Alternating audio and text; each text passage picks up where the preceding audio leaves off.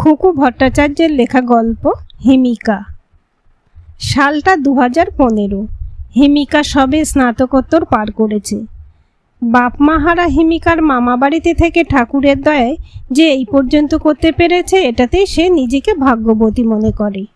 দিদা বেঁচে ছিলেন বলেই হয়তো মামা মামির খুব একটা ওজর আপত্তি খাটেনি হিমিকাকে মানুষ করার ব্যাপারে।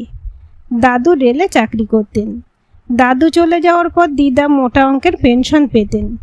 সংসারে টাকা দিয়েও হিমিকার পড়াশোনার যাবতীয় খরচ হিমিকার দিদা তরুলতাই চালাতেন। দুর্ঘটনায় অকালে হিমিকার বাবা মায়ের চলে যাওয়ার পর তরুলতা এই 1 বছরের দুধের শিশুকে বুকের মাঝে আঁকড়ে ধরেছিলেন। হিমিকার বাবার অফিসের পিকনিক ছিল কোলাঘাটে। 1 বছরের বাচ্চাকে তরুলতা ছাড়েননি। মেয়ে জামাইকে বলেছিলেন, তোমরা আনন্দ করে এসো, দিদিভাই আমার কাছে থাক। কিন্তু সেই যাওয়াই যে শেষ যাওয়া হবে তা কি তিনি ভেবেছিলেন? বাস দুর্ঘটনায় 10 জনের মৃত্যু হয়েছিল। তার মধ্যে তরুলতার মেয়ে জামাইও ছিল। বাক্যহারা তরুলতা নিজের চোখের জলকে অন্তঃসলীলা করে হিমিকাকে বড় করতে থাকেন। কিন্তু একটা কথা আছে, ছোটবেলায় মা মরে যার দুর্ভাগ্য পিছু ছাড়ে না তার। হিমিকার মাধ্যমিক দেওয়ার পরে 2 দিনের জ্বরে হিমিকার দিদা না ফেরার দেশে চলে গেলেন। হিমিকা দ্বিতীয়বার মাতৃহারা হলো। তরুলতা যে নিজের সমস্ত মাতৃত্ব দিয়ে হিমিকাকে বড় করে তুলেছিলেন। 1 বছরের হিমিকা যখন মায়ের বুকের দুধের জন্য আকুল হয়ে কাঁদত, বোতলের দুধ মুখে দিতে চাইতো না, উনি তখন নিজের বুকের দুধের বোঁটায় মধু মাখিয়ে হিমিকার মুখে ধরতেন। অবুঝ হিমিকা সেটাই চেটে চেটে খেত। হিমিকার প্রথম মুখের বুলি দিদাকে মা বলে ডাকা। দিদার চলে যাওয়া হিমিকাকে মনের দিক থেকে একেবারে শেষ করে দেয়। যদিও দিদা বেঁচে থাকতেই বাড়ির একটা অংশ হিমিকার নামে লিখে দিয়েছিলেন এবং মোটামুটি একটা মোটা অঙ্কের টাকা হিমিকার নামে ফিক্সড করে দিয়েছিলেন। তবুও হিমিকা নিজেকে সম্পূর্ণরূপে নিঃস্ব ছাড়া আর কিছু ভাবতে পারছিল না। তবুও মামার খানিকটা প্রচেষ্টায় হিমিকা উচ্চ মাধ্যমিক পাশ করে কলেজের গণ্ডিও পেরোয়। আর সেটাতেই মামির আরও রাগ। মামা আড়ালে হিমিকাকে বোঝালো মামির ঔদাসীন্য, একমাত্র ছোট মামাতো বোনকে হিমিকার কাছে ঘেঁষতে না দেওয়া হিমিকাকে ক্রমাগত একাকিত্বের দিকে ঠেলে দিচ্ছিল। হিমিকার মনে হতো যদি সে দূরে কোথাও একটা চাকরি নিয়ে চলে যেতে পারে। মাসটা আশ্বিন, দুর্গাপুজো সবে শেষ হয়েছে। আকাশে মায়ের বিদায়ী সুর। হিমিকারও মনটা খারাপ। তবুও পুজোর সময় পাড়ার প্যান্ডেলে সবার সাথে বসলে মনটা একটু ভালো লাগে। সেইবার লক্ষ্মী পুজো পড়েছে রবিবার।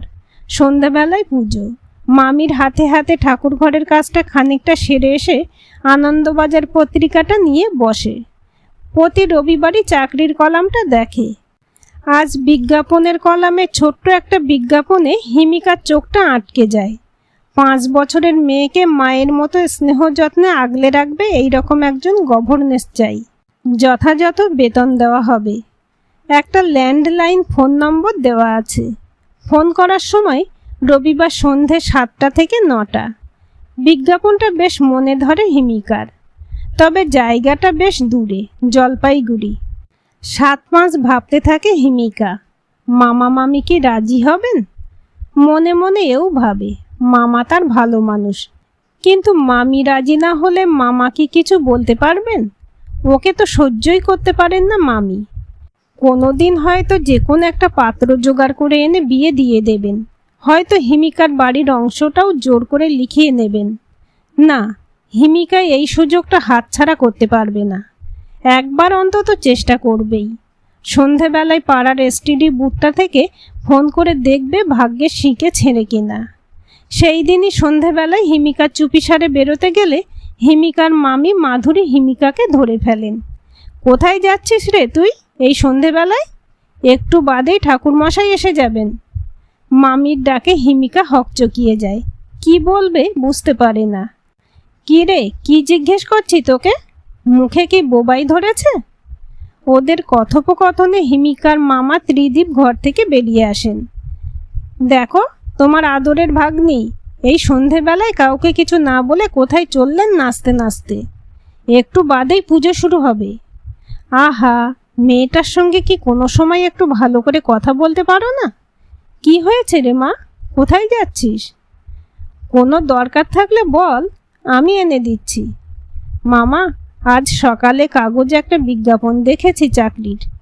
আজ সন্ধে 7টা থেকে রাত 9টার মধ্যে ফোনে যোগাযোগ করতে বলেছে। তাই অমল কাকুর বুথে যাচ্ছিলাম একটু ফোন করতে। কিসের চাকরি যে রাতে ফোন করে যোগাযোগ করতে হবে? মাধুরী খড়খড়িয়ে ওঠেন। একটা 5 বছরের বাচ্চার দেখাশোনা করতে হবে। হিমিকা জায়গাটার নাম ইচ্ছে করেই বলল না, যদি হয় তখন বলবে। বেশ তো, ফোন করে দেখ একবার। আজকাল তো আর পাস গ্রাজুয়েশন করে সেই রকম ভালো চাকরি জোটে না। হিমিকার মামা মনে মনে ভাবেন, মেয়েটা যদি একটা কাজ জুটিয়ে নিতে পারে তাহলে অন্তত এই দম বন্ধ করা পরিবেশ থেকে রেহাই পাবে।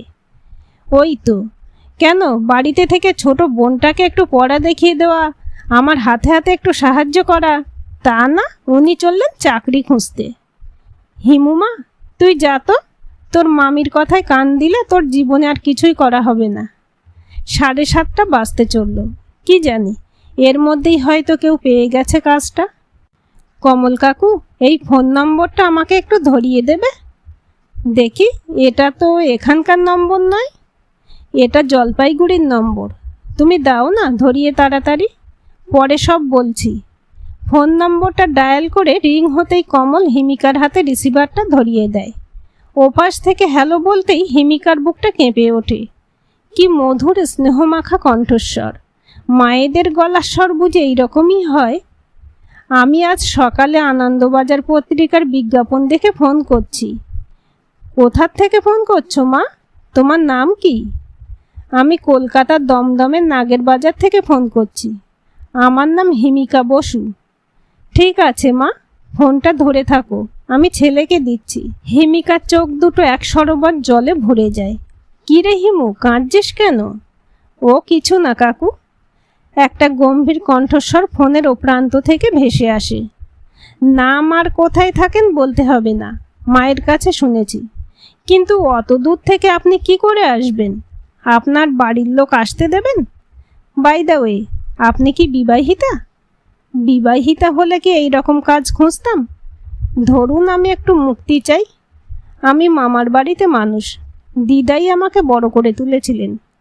প্রায় জন্ম থেকেই আমি পিতৃমাতৃহীন। মামা খুব ভালো মানুষ, কিন্তু ঠিক আছে, আর কিছু বলতে হবে না। এখন আমার মেয়ের পুজো ভ্যাকেশন চলছে। আপনি যদি সপ্তাহখানেকের মধ্যে আসতে পারেন তাহলে ভালো হয়, ওর অ্যাডজাস্ট করতে সুবিধা হবে। আপনি দার্জিলিং মেল ধরে নিউ জলপাইগুড়িতে চলে আসবেন। আমি স্টেশন থেকে আপনাকে পিক আপ করে নেব। আপনি 2-1 দিনের মধ্যেই আমাকে তারিখটা জানাবেন। বেশ। ফোনটা রেখে হিমিকা কমল কাকুকে টাকা দিতে গেলে কমল টাকা নেন না। হিমিকার মাথায় হাত রেখে বলেন, তোর কাজ যেন সফল হয় মা। সেই জন্ম থেকে মেয়েটাকে চেনে কমল। শ্যামলা রঙের মধ্যে দীঘল কালো চোখ দুটি কি মায়াময়। পিঠ ছাপানো মেঘের মতো কালো ঢেউ খেলানো চুলে যখন একটা বিনুনি করে রাস্তা দিয়ে যায় তখন মনে হয় যেন হিমুর মাই হেঁটে যাচ্ছে।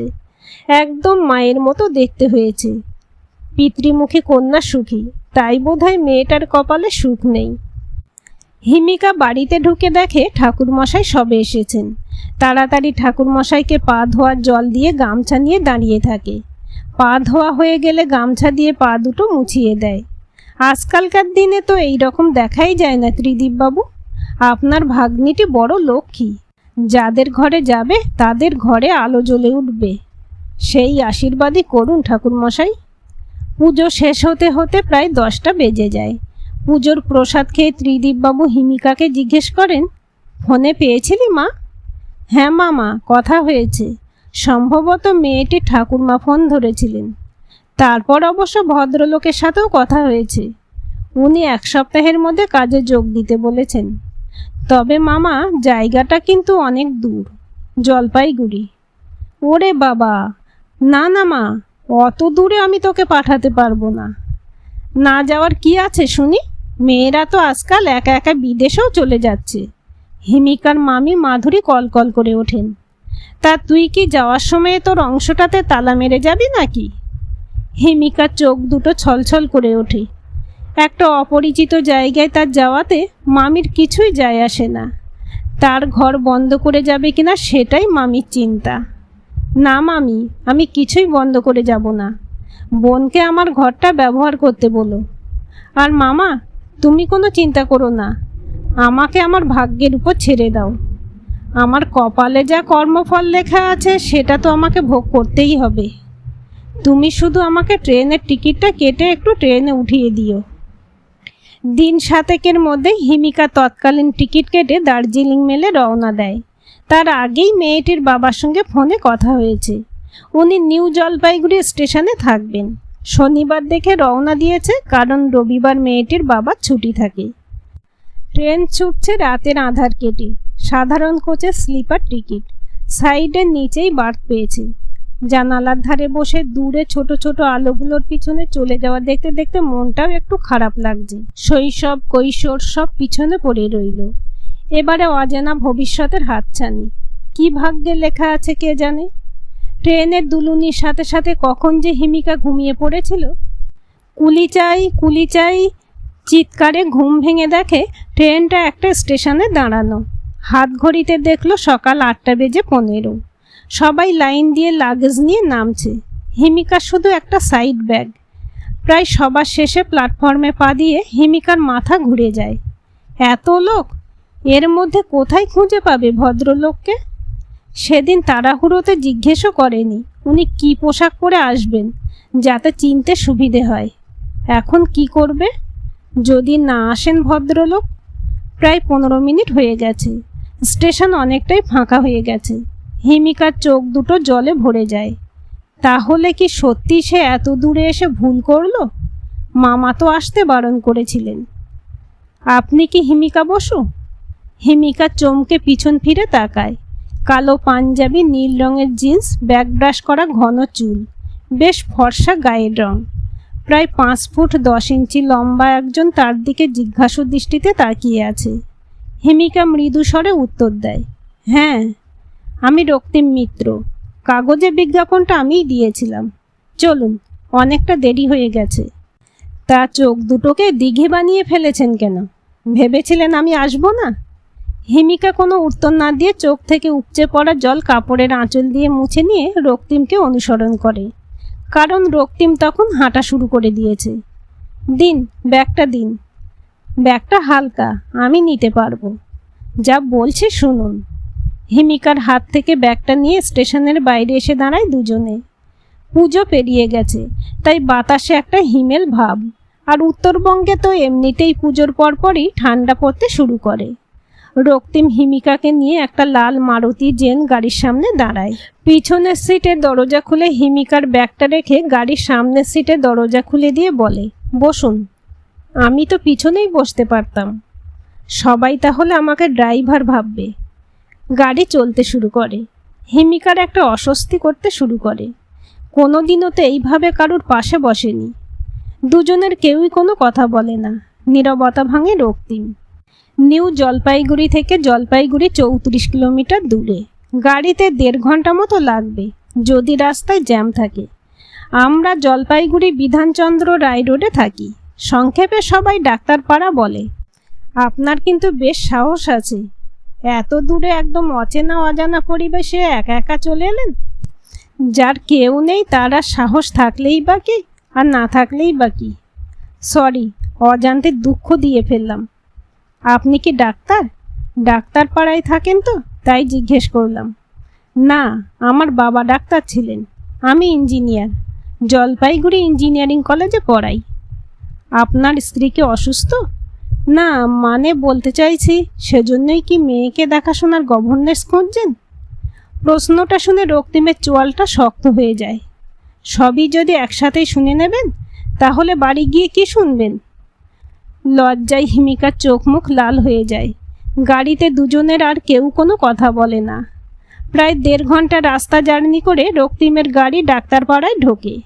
একটা ধবধবে সাদা রঙের দোতলা বাড়ির সামনে এসে দাঁড়ায়। রক্তিম ড্রাইভিং সিট থেকে নেমে সামনের সিটের দরজাটা খুললে হিমিকা আস্তে আস্তে নামে। কি সুন্দর বাড়িটা। বাড়ির সামনে ছোট্ট লন ঘিরে নানা রকম মরশুমি ফুলের বাহার। প্রথম দর্শনেই মনটা ভরে গেল হিমিকার। বাগান পেরিয়ে একতলার কোলাপসিবল গেটের বাইরে কলিং বেল বাজালো রক্তিম। হিমিকা বাইরে থেকে শুনতে পেল একটা বাচ্চার গলার আওয়াজ, ঠাম্মা এসে গেছে, কি মজা কি মজা। ঘরের ভিতরে দরজা খুলে বছর 60-এর এক ভদ্রমহিলা কোলাপসিবল গেটে তালা খুলতে লাগলেন। ওনাকে দেখে হিমিকা বুঝতে পারল ফোনে ওনার সঙ্গেই প্রথম কথা হয়েছিল।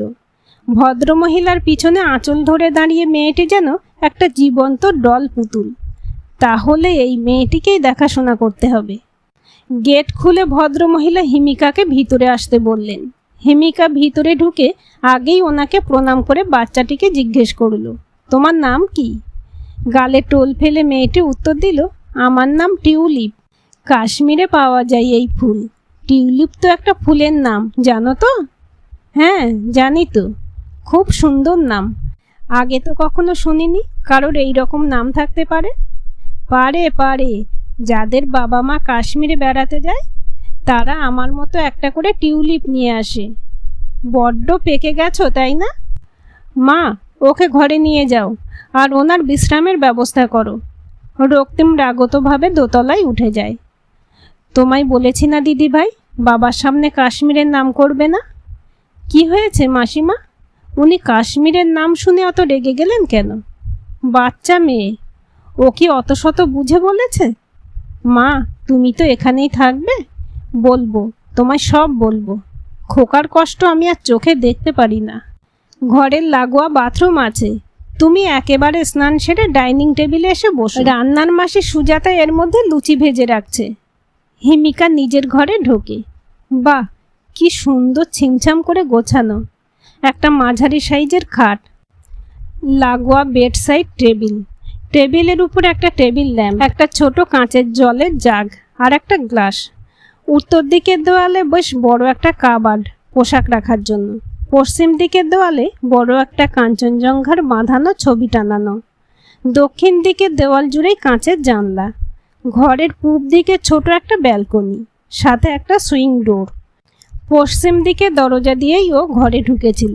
মনটা একটা অদ্ভুত ভালো লাগায় ভরে গেল হিমিকার। স্নান সেরে এসে হালকা আকাশি রঙের শাড়ি ব্লাউজ পরে হিমিকা ডাইনিং টেবিলে গিয়ে বসে। সঙ্গে সঙ্গে উফ বলে একটা চিৎকার করে ওঠে। পাশের চেয়ারে টিউলিপ চুপ করে বসে আছে। কি হলো, লাগলো তোমায়? হিমিকা উঠে দাঁড়িয়ে দেখে একটা কাঁটা ফল যেটা শিব ঠাকুরকে দেওয়া হয় সেটা চেয়ারের সিটের উপর রাখা। এটা কে রেখেছে? তুমি? আসতে বলো, বাপি আর ঠাম্মা শুনতে পেলে আমায় ভীষণ বকবে। আমি তো খুব দুষ্টু, তাই তো আগে 3জন আন্টির চেয়ারের উপরেও এটা রেখেছিলাম। তাই তো তারা সেই দিনই চলে গেছিল। বলেছিল এই রকম দুষ্টু মেয়েকে তারা দেখাশোনা করতে পারবে না। বাবা রেগে গিয়ে বলেছিল আমাকে হোস্টেলে দিয়ে দেবে, কিন্তু ঠাম্মা বাবাকে রাজি করিয়ে বলেছে শেষবারের মতো একবার দেখ। আচ্ছা, শিব ঠাকুরকে যখন ঠাম্মা এইটা দিয়ে পুজো করে তখন তো শিব ঠাকুর লাফিয়ে ওঠে না? তুমিও কি আমাকে ছেড়ে চলে যাবে? না টিউলিপ, আমি তোমায় ছেড়ে কোথাও কোনোদিনও যাব না। তবে তুমি যদি এই রকম... না না মামনি, আমি আর কোনোদিনও দুষ্টুমি করব না। হিমিকা টিউলিপকে বুকে জড়িয়ে ধরে। এর মধ্যে রক্তিমও নিচে নেমে এসেছে খাবে বলে, কারণ অত সকালে ও কিছু না খেয়েই বেরিয়েছিল। রক্তিম চেয়ারে বসা মাত্র টিউলিপ বলে, বাপি, আমি আন্টিকে মামনি বলে ডাকবো। রক্তিম প্রায় চিৎকার করে ওঠে, না, কিছুতেই না। হিমিকা চমকে ওঠে। রক্তিমের মা অনিন্দিতা দেবী রান্নাঘর থেকে ছুটে আসেন। আহা, ওইটুকুন মেয়ে, ওইভাবে কেউ চিৎকার করে? দেখ তো কীরকম ভয় পেয়ে গেছে। মায়ের ভালোবাসা পায়নি বলেই না ওকে মামনি বলে ডাকতে চাইছে। রক্তিম হিমিকাকে বলে, সরি, আপনি বসুন। টিউলিপ আবারও বায়না করে, বলি না বাপি, মামনি। হিমিকা চুপ করে না থেকে বলে, হ্যাঁ, তুমি আমাকে মামনি বলেই ডাকবে। ছোটবেলার থেকে যারা মায়ের ভালোবাসা না পেয়েছে তারা ছাড়া আর কেউই এই কষ্টটা বুঝবে না। রক্তিম আর চোখে হিমিকার দিকে তাকিয়ে বলে, খেয়ে নিন। টিউলিপ স্থানীয় ইংলিশ মিডিয়াম স্কুলে কেজি 1-এ পড়ে। পুজো ভ্যাকেশন আরও কয়েকদিন আছে। কয়েকদিনের মধ্যেই হিমিকার সঙ্গে টিউলিপের বেশ ভাব হয়ে যায়। উঠতে বসতে শুধু মামনি। অনিন্দিতা দেবী ঠাট্টা করে বলেন, দিদিভাই তো আমাকে ভুলেই গেছে। এত হিংসে করতে হয় না ঠাম্মা, আমি দুজনকেই ভালোবাসি। বেশ কয়েকদিন পর থেকে টিউলিপ হিমিকার সঙ্গে রাতেও শুতে শুরু করলো। গল্প করে গান শুনিয়ে টিউলিপকে ঘুম পাড়াতে গিয়ে হিমিকার চোখ দুটো জলে ভরে যায়। মায়েরা তো এইরকমই হয়।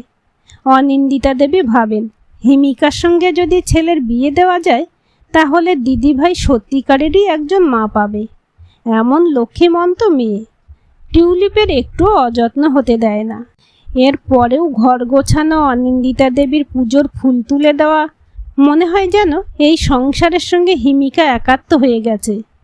বাড়ির একতলায় দুটো ঘরের একটা ঘরে অনিন্দিতা দেবী থাকেন, আর একটা ঘরে হিমিকা টিউলিপকে নিয়ে শোয়।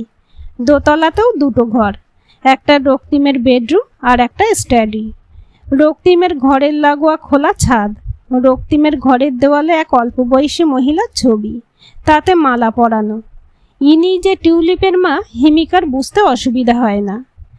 একদিন দুপুরে অনিন্দিতা দেবী হিমিকাকে নিজের ঘরে ডেকে বললেন, তোমাকে আমি বলেছিলাম না যে সব কথা আমি তোমায় পরে বলবো?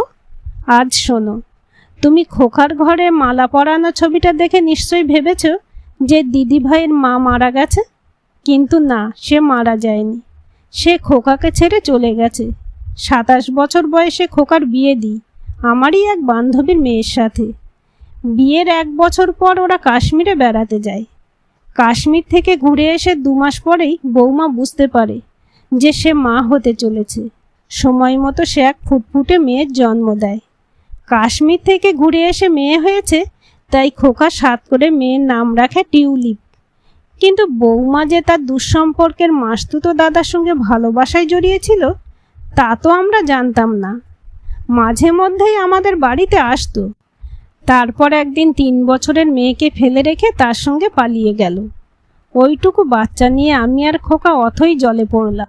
তারপর তো একদিন ডিভোর্স পেপার পাঠিয়ে দিল।